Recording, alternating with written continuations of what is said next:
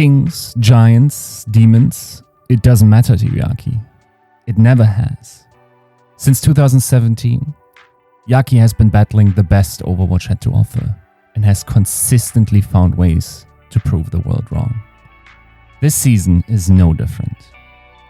Yet, an Overwatch League title has stood just out of reach. Without a doubt, 2023 gives Yaki his best shot at glory. But can he go another round against the world? Can Yaki assist the Los Angeles Gladiators in the pursuit of a lifetime? Is there room for one last upset? It's the summer of 2017. Yaki and MVP Space have just stunned the two-time and defending Apex champions, Lunatic High. The world is awake, questioning reality and witnessing the birth of a new talent. And they will silence the crowd, Overwatch commentator Papa Smithy shouts. Maybe 5 fans shout in ecstasy, everyone else is sullen. MVP Space have rewritten the script. The young prodigy's emergence from the South Korean ecosystem was that of a priceless antique at a garage sale. Here was this talented player who was stuck on a team that, while competitive, would rarely make a dent. This victory wasn't just a statement win for the team, but it catalyzed Yaki's potential in the eyes of the public. This was someone to keep tabs on, a story that had yet to be developed. From start to finish, one of the most significant factors in this historic upheaval was Yaki's use of Pharah. This paired with one fact's Doomfist was a thorn in the side of the defending champions. Stuck without answers, their DPS waffled about on Sombra, Tracer, and Soldier 76. There was no amount of diving or coordinated assaults that could pin Yaki and MVP Space in a corner. After a brief Western stint with the New York Excelsior Academy team, Yaki would return home to South Korea to the dawn of a very pink sunrise. Runaway would welcome Yaki with open arms. Together, they would continue Runaway's legacy as one of the most formidable teams in Overwatch Contenders' career. It would be here that Yaki would place his crosshair on another memorable upset. The battleground was Overwatch Contenders 2019's second season. O2 Blast led the group stage, only dropping a single set. Yaki and Runaway sat well among the competitive chaos that was the mid-table.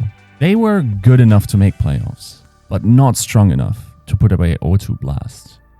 After dispatching Fusion University, Runaway's playoff chances looked bleak as they stared down the barrel of O2's loaded gun. The same team that took them to school in Week 5 now stood between them and the Grand Finals. First seed against fourth, Rising Stars against a second-generation legacy team.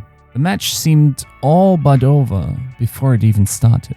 However, in vintage Yaki fashion, he and Runaway would dash the hopes of O2 Blast, denying their reverse sweep, advance, and eventually win the Grand Finals over Element Mystic.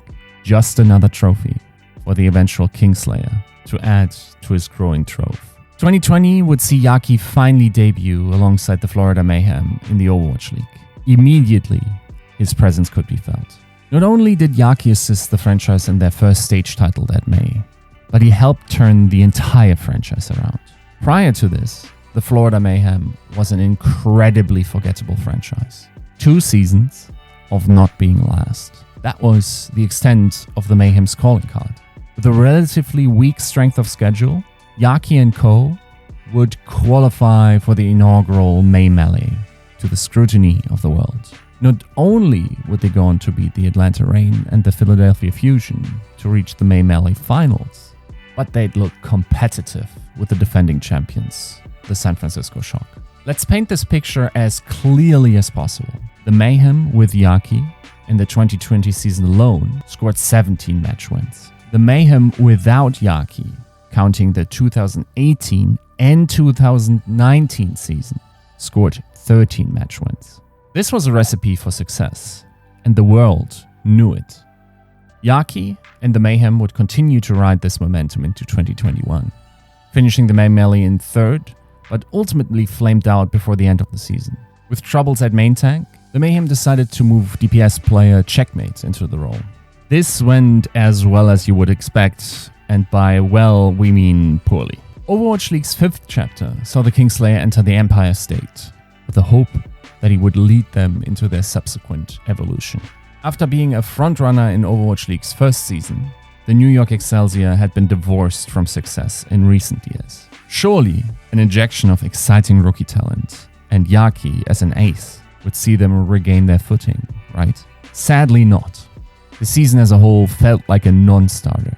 The team's initial roster announcement felt like a great start to a team, but one that needed revision. This rough draft, surprisingly enough, was the final. The team attempted to remedy partway through the season by signing Ho1 and Arsonjay.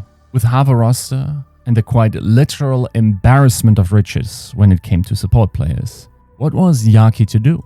With the weight of a prodigy's potential weighing on his shoulders, 2023 will have to become his year of rebirth. Even after being the agitator to most memorable upsets in Overwatch history, Yaki still has something to prove.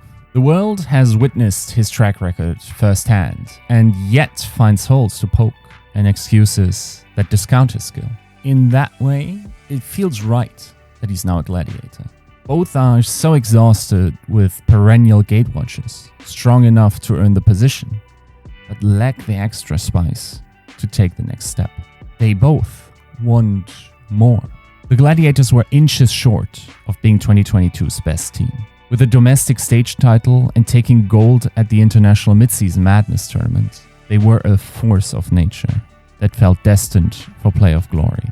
And try as they might, the Gladiators rounded Overwatch League's grand finale with little gas in the tank.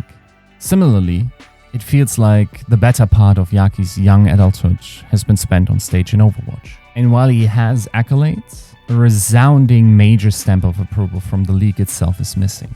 He's been a part of great teams, but for whatever reason, their flash was cemented in the pan. No more lightning in a bottle. No more being a stepping stone. No more doubt. They both want more. Given the most perfect arsenal, can Yaki put to bed the doubt around his legacy? He won't just have to fight anyone to prove the world wrong. Yaki will have to fight everyone.